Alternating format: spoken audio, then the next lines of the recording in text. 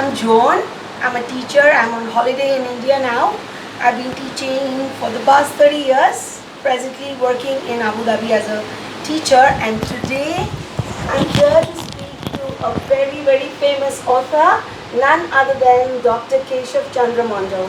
So he needs no introduction, but I'll tell Doctor to say a few things about himself. Over to you, Doctor. Oh, thank you very much. Thank you very much, John. Actually, I'm very fortunate to have you today at our home. And really, I am fortunate. I would like to congratulate you because you have taken your valuable time and you have come here to interact with me on my latest book, How India Can Become a Superpower by 2047, A Vision. Actually, it is my 17th book. And I have been writing books for last 24 years. All right, and this book has been published by UQ Auto Publishing. They have their offices in the USA, Philippines, and India.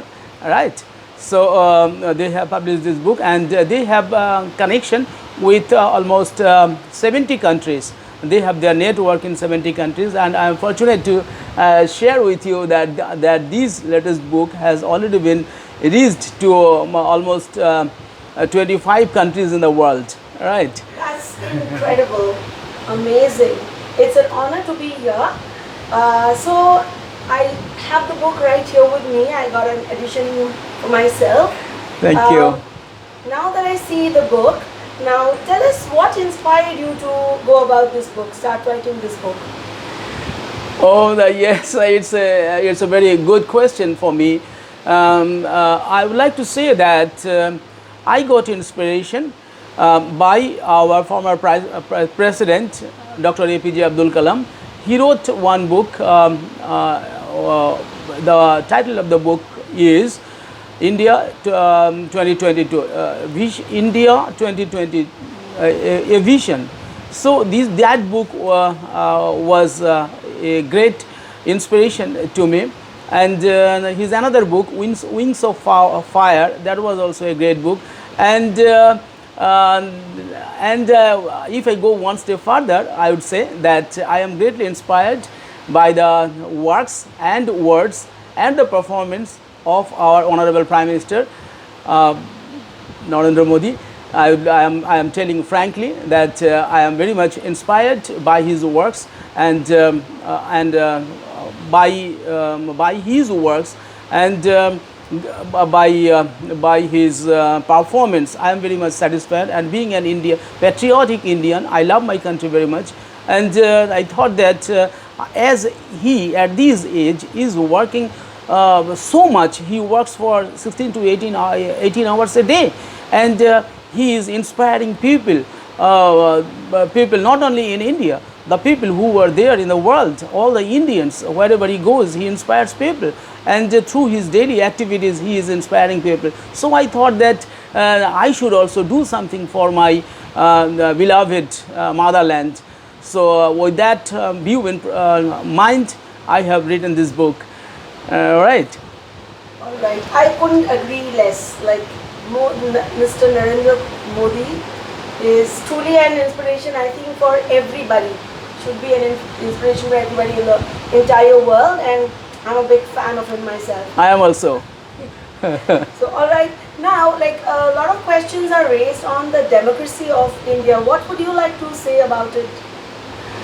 Your comments on India's democracy? No, it's another good question. You see, Indian democracy, it is the largest democracy in the world, and the United States of America is having the USA is the oldest democracy, but Indian democracy is the largest democracy. So, being the largest democracy and being a novice country in that sense, I would say, because the United States of America got independence in 1776. Right, but Indian democracy is very a young democracy, you can say, because in 1947 we have just crossed how many?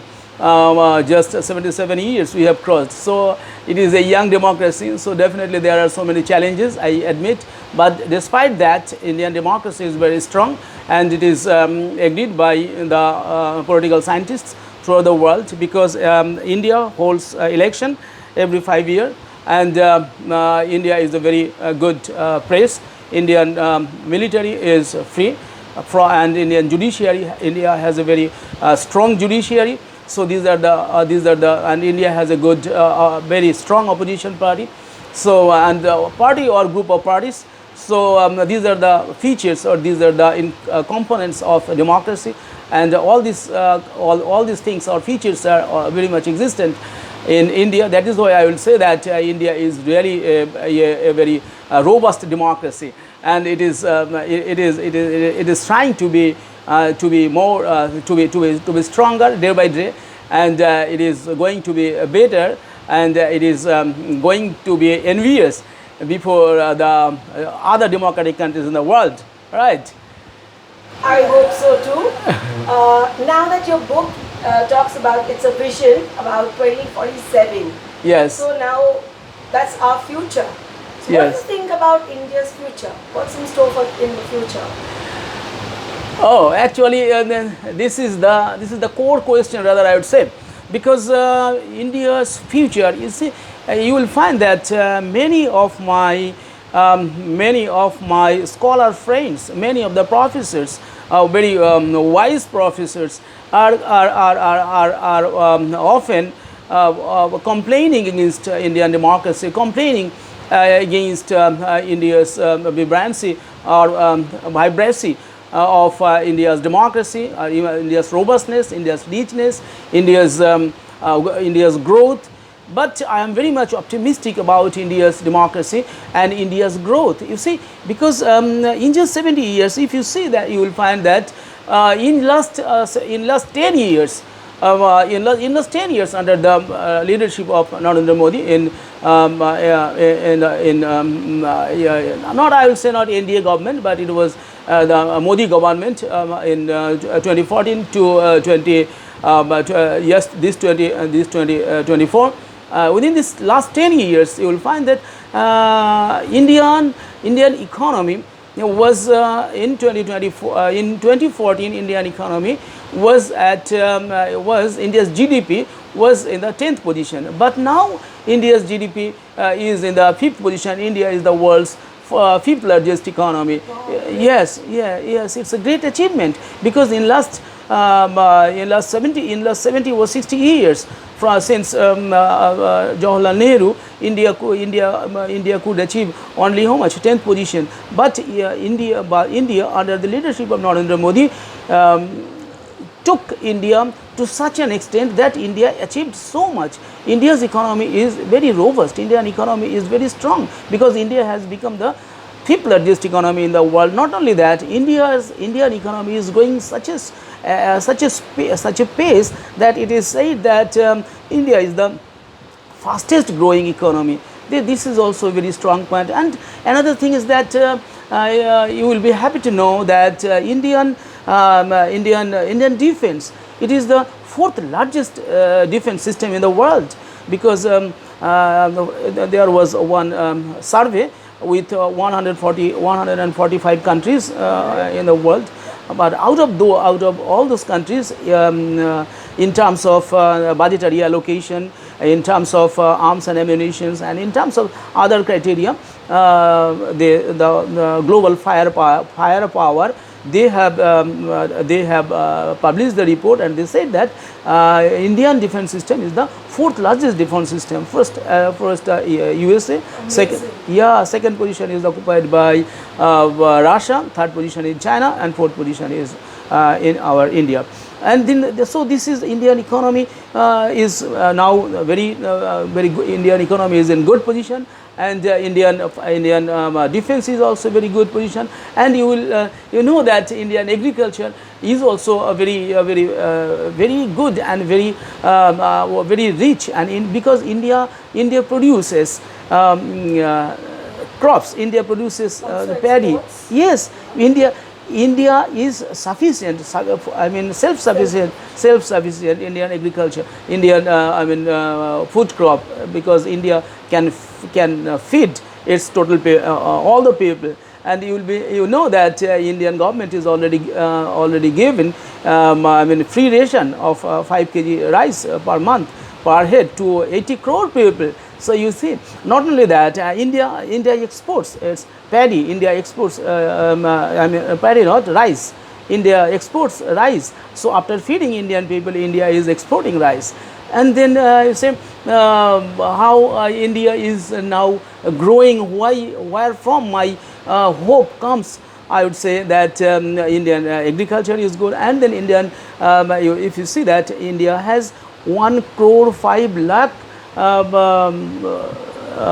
do you say, MSME, means small and medium scale industries. 1 crore 1 crore 5 lakh, and more than that small scale industries. So it is great. But yes, but we should not be very happy, because China has about 3 crore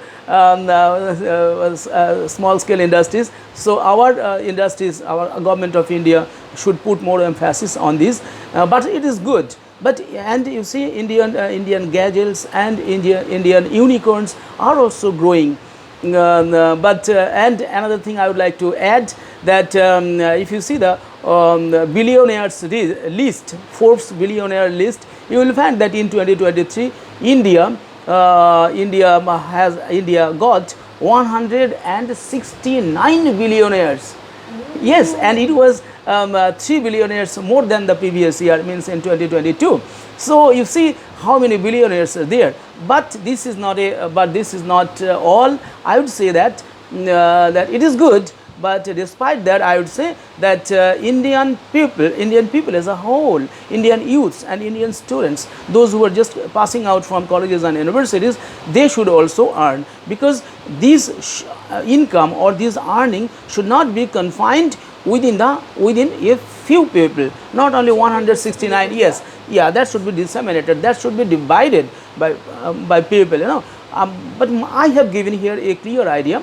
And that at present, what is the population of India? Now India's population is 1.42 billion. It means 142 crore people. But in 2047, it is projected that India's population will be 1.61 billion. It means 161 crore. There, I just take 50% of that. 50%, only 80 crore. Though it has been indicated that 68% people, roughly 109 crore people, but still I am deducting all them also. I am taking only 80 crore people, right? These 80 crore people, if 80 crore people earn 2.6 lakh rupees per month, then $25 billion can be possible. $25 trillion is possible, right? And it is nowadays many people are earning a lot of money, because people's salary has been increased. People's here in India, people's earning has been increased, and people are earning a lot. And that is why I hope that after 25 years, when India will become, when India will be at the doorstep of 100th year of independence, at the time Indian people will earn minimum this 2.6 lakh rupees per month. And at the same time, India's gadgets, Indian unicorns are growing, and Indian business are growing. Indian drone system is growing. Indian science and technology is coming up, and Indian defense export, India's manufacturing industries are growing rapidly. And there is peace and tranquility, and there is huge manpower. Now you see, in India you will find that yes, human resources are also very robust, you will say, because most of the youths in India are computer literate, and they can speak English. So both English and computer literacy, and their other capacities and skills have made them employable. About 53% youths in India are employable. They are having their skills and capacities who can work throughout the world. they have the capacity. So all those things and leadership, I will say the government, stable government is there. So this government and the inspiration and the policies of the union government and the new education policy also, you will find 2020 new education policy, government of India also after nearly 34 years government introduced new education policy, that is National Education Policy 2020. That is also very good education policy, because in that policy has been adopted with the help of or by borrowing some concepts or ideas from Japanese education system, and Finnish education system means Finland's education system. Why? Because Finnish education system is the world's best secondary education system, elementary education in the world. So that is why government of India has taken ideas from Japanese education and Finnish education system. So I have written one book also on that Indian education system. That is okay. So that book also, because being a part of that education policy committee, I had the opportunity to study. Yes, I had the opportunity to study this. I had the opportunity to study Indian education system, and for that I just wrote that book, and I thought that yes, the book is so that education policy is so good now, because in that education policy there is our students will learn alphabet, our student will learn puzzles, our student will learn about patriotism, our students will learn capacity, our students will learn science and technology, our students will learn nanotechnology and space, robotic engineering. Not only that, love for country and Satya, Dharma and constitutional knowledge, all those things will be learned by our students now. And I think that government through this policy, if it is implemented properly throughout the country, definitely the country will be before 2047, India will achieve this $25 trillion economy. This is my hope. This is my, I expect this, and yes, this is my dream. Yes, but this is not unrealistic. This is a realistic dream, because I said that yes, India will definitely achieve the goal. Indian people are so strong. Indian people are so literate. Indian people are so good, and they are really, they can do. I can tell you one thing, if you allow me. I can read a small portion of from the book that where I have said this. If you allow me. Yes, of course. Okay, thank you.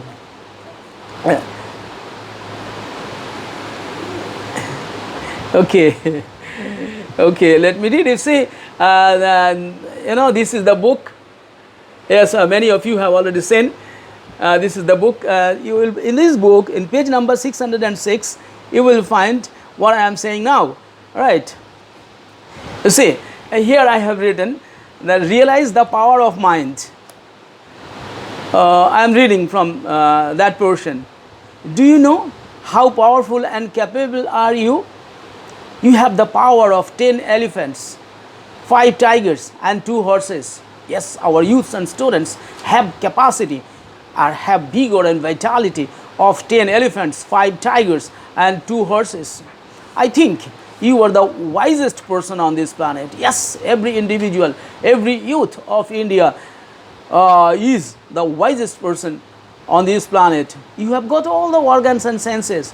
You are getting 3 times square meals. You have shelter over your head, and you have gotten a pure heart. With these divine gifts, holy thoughts and favorable circumstances, you alone can take the country much ahead. Yes, I have put emphasis on our students. I have put emphasis on our young people. I have put emphasis on the students of this country, because they are the future of this country. So let us pledge today. Without taking a pledge, it might not be possible to attain our goals. It is said that plan your work and work according to your plan. Hence, come and take a pledge with me. Say with me, I shall be honest. Say with me, I shall be honest. Say, I shall be honest. Oh, I shall be healthy. I shall be healthy. I shall be hardworking. I shall be hardworking. I shall be a patriot. I shall be a patriot. I shall respect my family. I shall respect my family, elders and teachers. elders and teachers. I shall give priority I shall give priority to my motherland to my motherland above all things and persons. above all things and persons. I shall think I shall think for my country first, for my country first, work for my country first, work for my country first, and devote my life, devote all my time and devote all my time and energy and energy to take my country to make my country the best in the world. the best in the world. So this is this is the philosophy, and this is the thing I have tried to tell to the students, right? Please. Okay, so I wanted to ask you a lot of other questions, but you've already answered me. Like, I wanted to ask you what are India's strengths. So strengths, you've already answered Yes. that, and I also wanted to ask you about how India can achieve a $25 trillion Dollar. That Oh, you I- answered. Now tell me, what are the existing problems that is restricting India from achieving the goals right now, Okay. and what are the solutions to that? Okay, thank you very much, thank you very much. Yes, these are the two very vital questions, that what are the problems standing on the way of India's fulfilling this dream of a $25 trillion economy by 2047. I would say that though India has so many plus points, so many advantages, and India's prosperity is also what I say, going in such a good speed. Despite all those things, despite all those positive things, I would say that India has so many challenges also. What are the challenges? I would say that India, let me tell a few important things which are, I am just enumerating one by one. So you see, number one, our education system is a valueless education. Instead of value-based education system, India's education system is valueless education system, where we do not teach our students values, ethics, morality, discipline. These are the basic problems of our Indian education system, because you see, today's child is tomorrow's citizen, and if today's child is not educated, today's child is not properly educated, if today's child, a student doesn't know what are the fundamental rights, what are the fundamental duties of a citizen, what are the ethics, what are the discipline, why they should respect their parents, their teachers, their elders, then how they will do all those things or perform in future. Due to this valueless education system, our students are not properly being educated. This is the root cause of all many ailments, right? Number one. Number two, I would like to say that skill development is nowadays the vital thing for the students and for the youths, because if you now read arts or general subjects, yeah, definitely that will give you a dividend. But I suggest my students that that nowadays in the 21st century, if you want to make yourself employable, or if you want to make yourself acceptable, or you want to prosper yourself, then you have to develop your skills and capacity, right? So skills and capacity can be developed by skill development training, and entrepreneurship training, skill development training, capacity building, these are the means, these are the methods by which our students and youths can develop themselves, can make themselves employable, and can brighten their future, right? So these are the things I say, that more skill development training should be initiated, though the government of India through this education policy 2020 has initiated that vocational training will be imparted to the students from class 6, but in our state, in West Bengal, in many of the schools, vocational vocational training are not there. I mean, facilities are not there. So students are not in the policies that is there in the book or in the policy papers, but those policies are not being implemented. So this is a great challenge.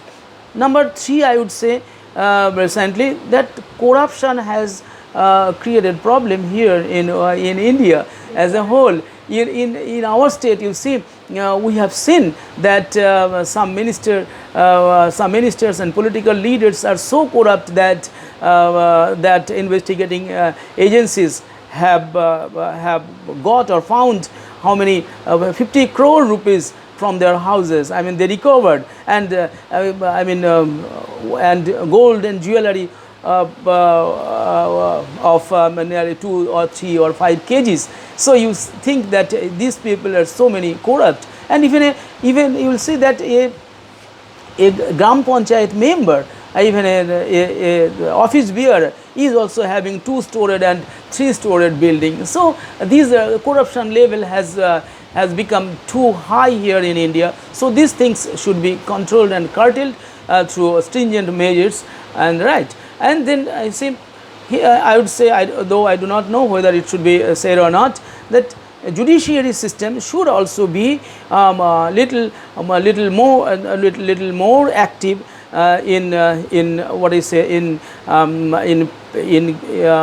giving or in settling the problems, because there are many cases pending which are running for years. So a case should not linger for so many days, right?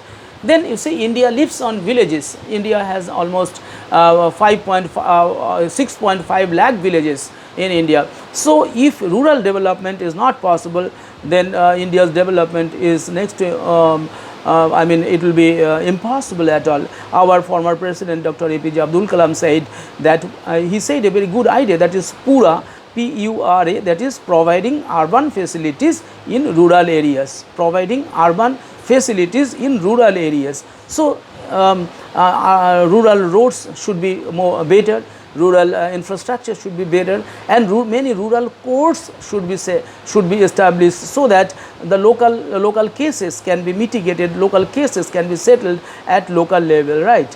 And then I told you earlier that more gazelles, more unicorns, and more what do you say, medium scale industries and large scale industries also should be what do you say, set up, and should be grown here in India.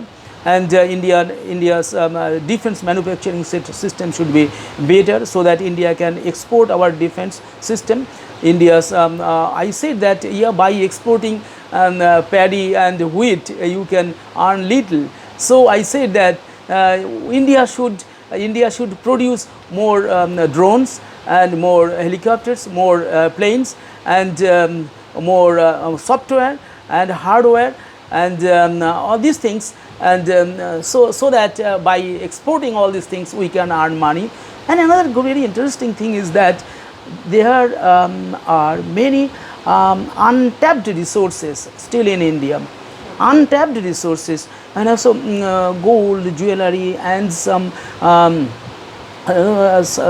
jewelry, gold and some minerals are there, which are not yet, and oil, which are not yet been what I say found, but those should be the government should give emphasis in searching for that. Those untapped resources should be tapped.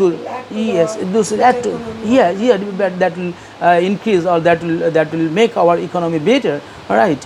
And so these are the things, a few things just I am saying, and our industry should be given more importance. Definitely our agriculture is good, still more horticulture, and horticulture on we can give emphasis, and in poultry we can give emphasis, so that we can export more what I say more meat, chicken and eggs to the world. But in this way, and if our people can be developed, the skill of our people can be developed, then definitely India will be a developed country. India will be a superpower by 2047, right? And solutions, yeah. So we have to what I say, expedite our we have to strengthen, right? We have to strengthen our investigating agencies to curb corruption. And I would say that definitely our politicians, nowadays what we are watching in parliament, that many politicians or many MPs are, you will be shocked to know that in India now nearly 200 out of 543 MPs, nearly 251 people are having criminal cases against them.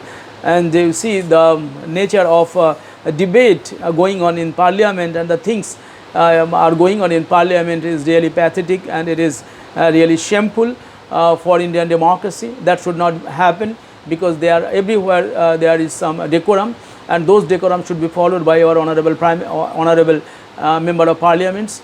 And all people should work hard. I say that being inspired by Narendra Modi, not only that, even before that, I also have been working for 16 to 18 hours a day. Still even today I work. So I suggest my students and friends that you devote your time, you work, you do not waste your time. You try to give your time, try to utilize your time for the development of yourself, for the development of your family, for the development of a nation. You see, I give emphasis on individual, because every individual or every individual is a valuable unit of this country. When the development of an individual is accomplished, or then only nation. Yes, individual development means his familial development, his societal development, his societal development, his state development, and the development of state. Each state means the development of the country as a whole. So I put emphasis much on our students and youths, because they are full of vigor and vitality. No, they can work. I say that to divert their mind where they are now. Many of them are working, many of them are doing excellent works, but few of them are not yet. But I tell all of them to put their attention or focus on study and skill development, so that nation can develop, right? With this, I would say these are the few things I just shared with you, right? These are the things I have mentioned in my book also, right? Please. Okay. Just one or two more questions. So now tell us, like, what do you think? Can India become the world's manufacturing hub? Is that possible? Yes. You see, I am a very optimistic person. I told you that India is already having 1 crore 5 lakh. How it can be possible? Small scale industries, many social scientists are saying industries, right. Many not. So, most of them just tell the problems, but they do not give the solutions. Yes, it can. But I have tried to give a solution. How I have in that book I have written that I told the Prime Minister that, you see, you tell all the chief ministers to give target, otherwise you from your office give instruction to all the district magistrates. There are nearly 755 district magistrates in India. So you tell all of them to set up only 20 industries, only 20 medium and large scale industries in a year. 20. There should be a time frame of we say only 20. I am saying only 20 industries in a district. In a district is a very big area. A district is at least 3-4 subdivisions are there. Under 3-4 subdivisions there are many blocks and many gram panchayats. So a district is suppose in Midnapur, West Midnapur district, Paschim Midnapur, there are 1 crore people. Population is 1 crore. In Kolkata, 1 crore population. So you see, in Kolkata itself, 1 crore population. So out of 1 crore, can there not be industries that can give employment to students, that can give employment to our youths? So this I tell that I have told in that book that that the Prime Minister, please you just tell them to do this. And I'm happy to note that yesterday in the Niti Ayog's meeting, yesterday there was Niti Ayog's meeting, right? So in that meeting, the officials, the officers of the Niti Ayog have told the chief ministers to think about it, how industry can, yes, that's the beginning. I have sent the book to them also, I have sent the link to them, I mean to few MPs also of our state. I have sent them, I have written email to them that you can see the book and you give the book to Prime Minister if it is possible. I will, if God wishes, I will try to hand over this book to our Honorable Prime Minister, because for him this book, because by his inspiration I have written this book. So if I could hand over this book to him, then I shall be very fortunate, because then my work will be, I shall be satisfied. And if implemented, I said that yes, if implemented these policy prescriptions properly, then definitely India can be a superpower. Mission accomplished. Yes. Okay, finally, let me tell you, as an individual, like, what do you think, how I can contribute towards India becoming a superpower? Like what will be your message for each Indian so that they can contribute in their own way towards making India a superpower by 2047? Yes, you have told very nice question, and it is, you see, in my book I have said that the philosophy of my life is only 3 words. What are those 3 words? Think good, be good, and do good. Think good, do good, and be good. Right? If we think good, if we do good, we will be good. When we will be good, then we will be peaceful. When we will be peaceful and our minds will be peaceful, then we will be able to devote more time for our personal progress and for our national progress. And when we will devote our time for creative activities, without wasting time, I say that we have to become very like bees, like these bees, we have to very work like ants. We have to be busy. We have to be busy. So life is very, yes, life is very short here, because in this world it is not that we will live for many years. No, everybody, we have, by God's grace, we have got this life, and we have to utilize each and every moment. That haunts me, that if I do not work, somebody is doing work. Maybe here in India, maybe here, maybe they are in the USA, maybe they are in the UK. Somebody is working, somebody is reading. That haunts me. That does not allow me to sleep. You will be, you may think like that it is ridiculous, but I did not sleep for 3 years. I did not sleep. How do you function without yes, not sleeping and yes, going to work? yes. You see, I became really, I could not walk at the time, and in the prayer line, I could not stand to pray. I could not climb staircases. So my knees were broken, and almost now I have lost my eyes. So I have lost many things, but still I am happy, because I am doing something, because this is APJ Abdul Kalam.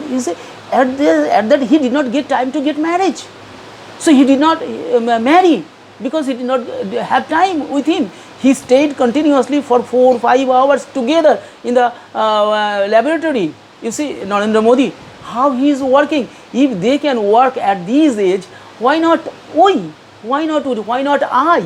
So that is by getting inspiration from these great people, I am working. And I think that when, like me, many people will work. Yeah, definitely many people, many scientists, many doctors, many teachers, many farmers, many professionals are working day and night. Many scholars are working day and night. But I need little more. I need little more. When many more students, many more youths will come together, definitely when they will join hands together, then our India will shine. right? So this is the philosophy. This is the thing.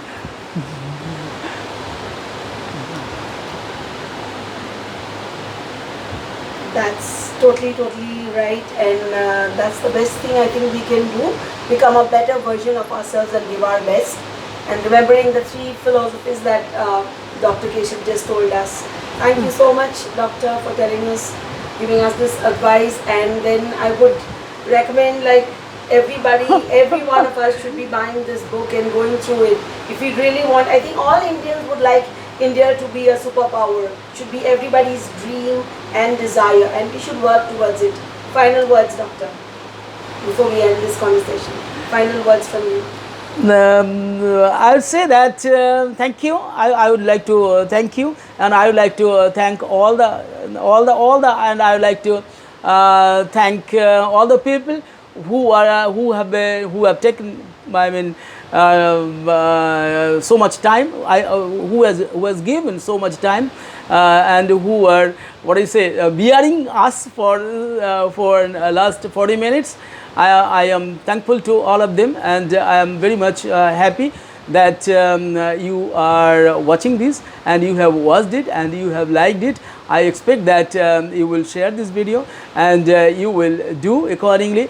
And please join hands together, and let us make our country the best country. Yeah, superpower, and the best country. Yes, the best country in the world. Thank you. Thank you very much. Thank you. Yes, thank you. Okay, bye bye.